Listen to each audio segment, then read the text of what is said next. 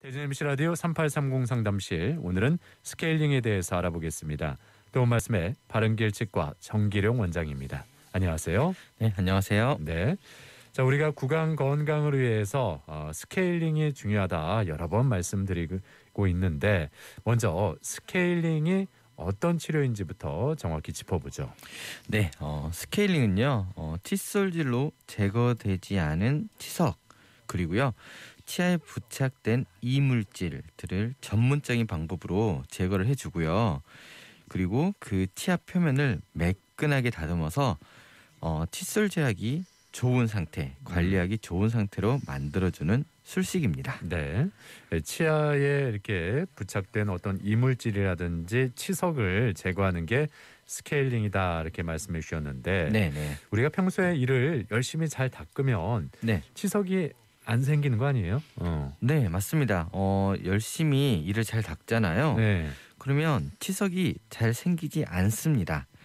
치석이라는 게요, 치면 세균막, 그러니까 플라그에 타액에서 나온 무기질이 결합해서 돌처럼 치아에 붙어 있는 것이거든요. 네.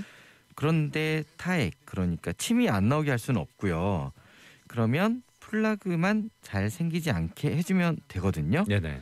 플라그가 잘 생기지 않게 해주는 방법, 이 방법이 바로 칫솔질이죠.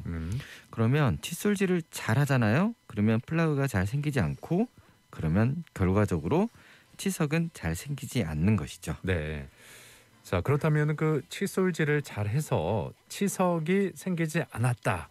그럼 결과적으로 스케일링을 안 받아도 되는 게 아닐까? 예, 이거는 어떻게 보는 게 좋을까요? 네, 저 같은 경우는요. 예. 실제로 스케일링 시술을 받은 지가요, 약 한 3년이 지난 것 같습니다. 네. 네, 이제 가끔씩 뭐 테스트할 겸 해서 제 치아 엑스레이를 이제 촬영도 해보거든요. 예.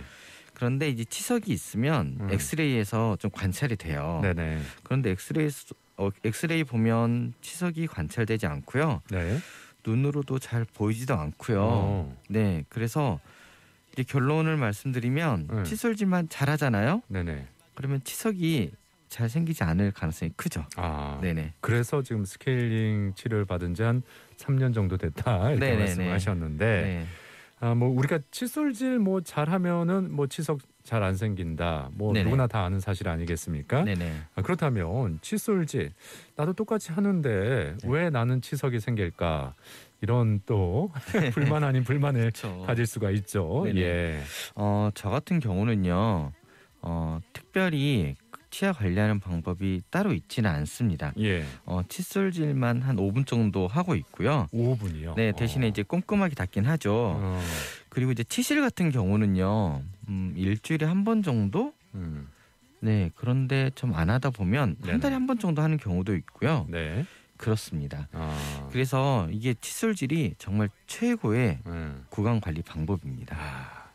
칫솔질을 5분 정도, 예, 이렇게 좀 어떻게 보면 느긋하게 꼼꼼하게 네네. 칫솔질을 하고 계신데, 뭐 현대인들 워낙 바쁘다 보니까 나는 그렇게 칫솔질을 여유 있게 할 시간이 없다 하는 분들은 결국 치아에 치석이 생겼을 때 네. 그냥 치과 가서 스케일링 그때그때 받는 게 나는 더 편할 것 같다. 네. 이렇게 생각이 들 수도 있거든요. 그렇죠. 이제 생각보다 칫솔질을 잘 한다는 것 자체가 쉽지가 않습니다. 예. 네, 그래서 이게 칫솔질을 올바른 방법으로 열심히 해야지라고 하면 당연히 좋겠지만, 네. 이제 올바른 방법으로 열심히 하는 것보다는요, 단순하게 칫솔질 시간을 그냥 늘리는 게 좀 더 효과적일 수도 있고요. 네. 그런데 이제 문제가 있죠. 이렇게 이제 열심히 칫솔질을 했어요. 네, 예를 들어 뭐 치과에 가셔서 칫솔질 방법까지 배워서 열심히 하셨는데, 문제는 치석은 생길 수 있다는 것이거든요. 네네. 그래서 스케일링 시술이 필요하고요. 그런데 이게 스케일링 시술을 받으신 뒤에 좀 이런저런 불편한 부분을 말씀하시는 분들이 좀 계세요. 맞아요. 예. 네네. 저희도 이렇게 상담 전화나 문자 메시지를 받을 때 이 스케일링 하고 나서 불편하다, 오히려 네네. 더 이가 시리고 아프다, 이것 때문에 질문하는 분들도 꽤 계셨잖아요. 네네. 예. 맞아요. 예. 이게 스케일링 시술 후에 불편한 부분, 이게 가장 대표적인 게 좀 전에 말씀하신 것처럼 시리게 됐다, 이제 이런 거거든요. 네네. 그래서 스케일링을 받아서 집에 가셔서 이를 닦으시잖아요. 찬물로 입을 헹굴 때 너무 시려서 찬물로 입을 못 헹구겠다라고 네네. 하는 분들도 계시거든요. 예. 그런데 이게 이렇게 된 가장 큰 이유가요. 스케일링 할 때 치석을 제거한다고 말씀을 드렸잖아요. 네. 그 치석이 굉장히 많았다는 뜻이거든요. 치석이 많을수록 이 치석이 잇몸을 밀어냅니다. 그리고 그러면서 치석은 점점 더 커지고요. 그리고 이제 시간이 지나잖아요. 이제 치석에 붙어 있는 세균 때문에요. 그 염증이 생겨서 안쪽에 있는 치조골이 조금씩 녹기 시작합니다. 이제 이런 일련의 염증 과정이 진행되다가 네네. 스케일링 시술로 치석이 제거가 되잖아요. 예. 그러면 밀려난 잇몸과 치석에 감춰져 있던 치아 뿌리가 노출이 됩니다. 이런 부분 때문에 시림 증상이 대부분 나타나거든요. 네.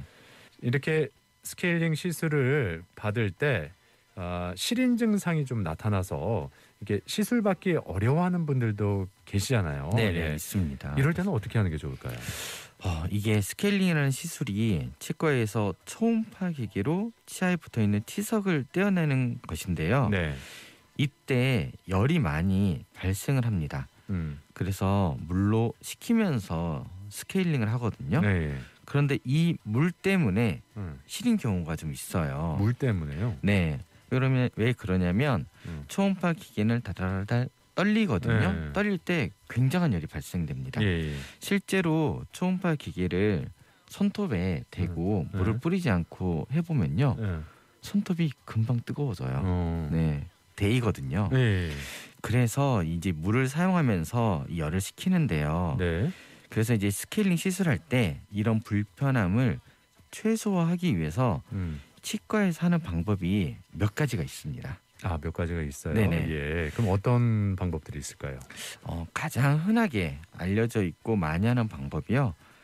마취 가글액이 있어요. 네. 이 마취 가글액을 입에 1분 정도 머금고 있다가 뱉어냅니다. 네. 그리고 나서 스케일링을 하죠. 이게 입안 전체가 약간 마취가 되는 듯하게 얼얼한 느낌이 들거든요. 예. 그런데 이 마취 가글액만으로도요. 스케일링 받을 때 좀 괜찮았다라고 하시는 분들이 좀 계세요. 네. 마취 가글액을 또 사용을 하는군요. 네네. 예. 뭐 마취 가글액 말고 뭐 다른 방법이 혹시 또 있나요? 네. 그 초음파 기계로 치석을 제거할 때 생기는 열을 식히기 위해서 물을 사용한다고 했잖아요. 예. 대부분 이 물은 좀 실온의 온도를 가지고 있어요. 그리고 좀 차갑기도 하고요. 그런데 이 차가운 물 대신에 미지근한 물을 사용하는 경우가 있습니다. 네. 초음파 기계로 생긴 열을 식힐 때 미지근한 물을 사용해도 좀 충분하거든요. 예. 실제로 일반적인 치과 시술할 때 사용하는 물로 스케일링을 한 경우랑요. 미지근한 물로 스케일링을 한 경우 그 받으신 분들한테 여쭤보면요. 네. 차이가 확실히 있다고 말씀을 하세요. 예. 이게 미지근한 물로 스케일링을 할 때 네. 시술 받기가 훨씬 편하다라고 말씀하시더라고요. 그렇군요. 네. 그러니까 스케일링 시술 전에 마취 가글액으로 한번 가글을 한 뒤에 미지근한 물을 이용해서 스케일링을 받으면 막 이렇게 시려서 못하겠다 이런 분들에게 좀 도움이 될 것 같은데 그래도 이렇게 했음에도 불구하고 시리다 이런 분들 계시죠? 네, 간혹 계십니다. 정말 간혹 계시는데요. 이게 치아에 실금이 좀 많이 있거나요. 치아가 패인 부분이 많은 경우, 그리고 치아가 많이 달아있는 경우에 마취 가글액과 미지근한 물을 이용해서 스케일링을 하더라도요. 시려서 못하겠다고 하는 분들이 계세요. 이때는요. 과감하게 저희 치과 가서 치료받을 때 국소 마취하잖아요. 전체 마취를 합니다. 전체 마취요? 네네.